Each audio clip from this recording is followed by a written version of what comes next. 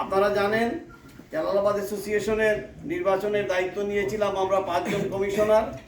আমরা সর্বোচ্চ চেষ্টা করেছি একটা সুন্দর নির্বাচন উপহার দেওয়ার জন্য।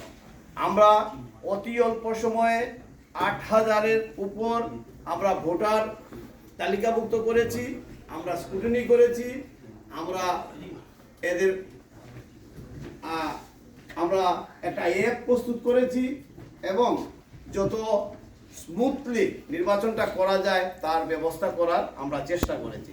আমরা জানি না কতটুকু সফল হয়েছি, জানি না, এটা নির্ভর করবে আমাদের কাজ শেষ হওয়ার পর। আমরা যারা এই কাজে ছিলাম তারা প্রত্যেকেই নিজ নিজ পেশায় এবং প্রবাসে নিজ নিজ পরিবার নিয়ে আমাদের জীবনযাপন করছি।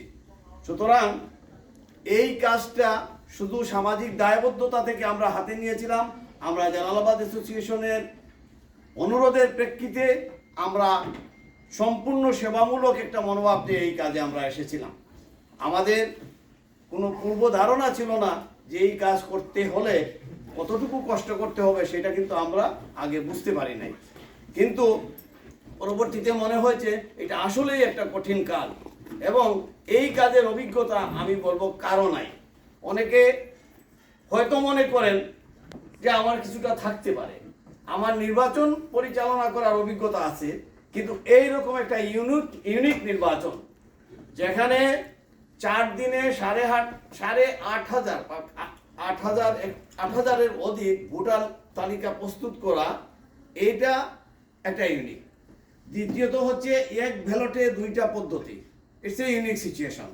আরেকটা হচ্ছে এক ব্যালটে 29টি পদে প্রতিদ্বন্দ্বিতা হচ্ছে, এইটা একটা সিচুয়েশন। 3টা কালার নিয়ে 3টা প্যানেল আছে, ছবি সহ ব্যালট পেপার, এইটা একটা সিচুয়েশন। সব মিলে আমি বলবো এই কাজে অভিজ্ঞতা আমাদের তো ছিল না, আমি জানি না আর কারো আছে কিনা। আমি একসময় জালালাবাদ অ্যাসোসিয়েশনের আগের একটা নির্বাচনে কিছুটা সংযুক্ত ছিলাম, কিন্তু এ ধরনের স্পষ্টতা, এ ধরনের আমি বলবো যে এই ধরনের যে ইউনিক অবস্থা আগেও ছিল না। যাই হোক, আমরা 3 দিনে নির্বাচন করেছি, 2টা অগ্রিম নির্বাচন, একটা মূল দিনের নির্বাচন। নির্বাচনে মানুষ স্বতঃস্ফূর্তভাবে অংশগ্রহণ করেছে, অবাধে ভোট দিয়েছে, সেটা আপনারা দেখেছেন।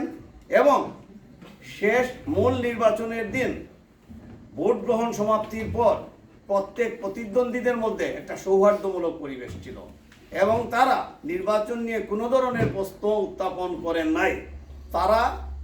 তাদেরকে আমরা ভোট গণনার একটা পদ্ধতি উপস্থাপন করেছিলাম যে আমরা এইভাবে ভোট গণনা করতে চাই, আমাদের এই পলিসি, এই ব্যাপারে আপনাদের মতামত কি।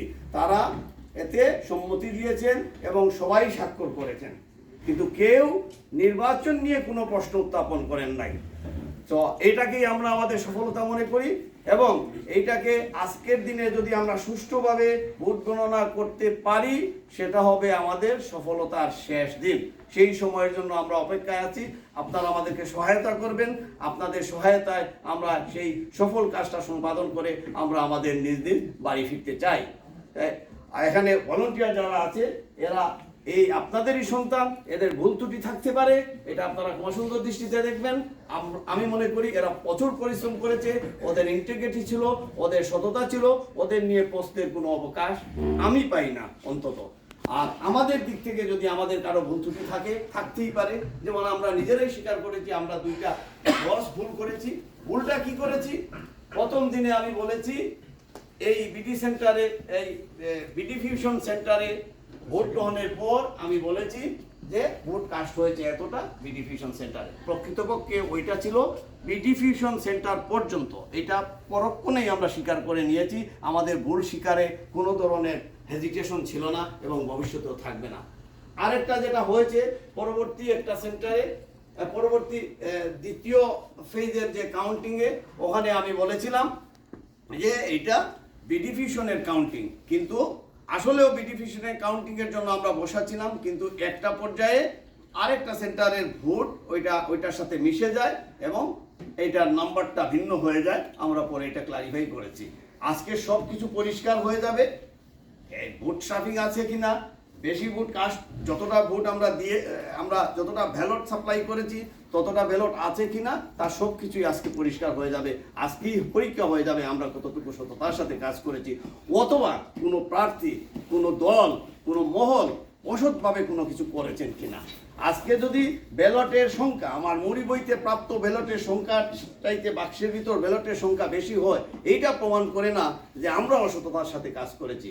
এইটা প্রমাণ করবে এখানে কেউ না কেউ একটা অসৎ অবস্থান নিয়েছিলেন। সেই সময়ের অপেক্ষায় আমরা আছি। তবে আমরা বিশ্বাস করি আপনাদের সবার সহযোগিতায় এই অবস্থা থেকে আমরা আজকে পরিত্রাণ পাবো। সবাইকে এখানে উপস্থিত থাকার জন্য ধন্যবাদ। এই কাজটা আমরা করব হাসি খুশিতে, আমরা এনজয় করব। এখানে কোনো ধরনের প্রতিদ্বন্দ্বিতা নেই, প্রতিদ্বন্দ্বিতা শেষ হয়ে গেছে। আগামীতে সবাই মিলে এই জালালাবাদকে এগিয়ে নিয়ে যাবে, এইটাই থাকবে আমাদের প্রত্যাশা। ধন্যবাদ।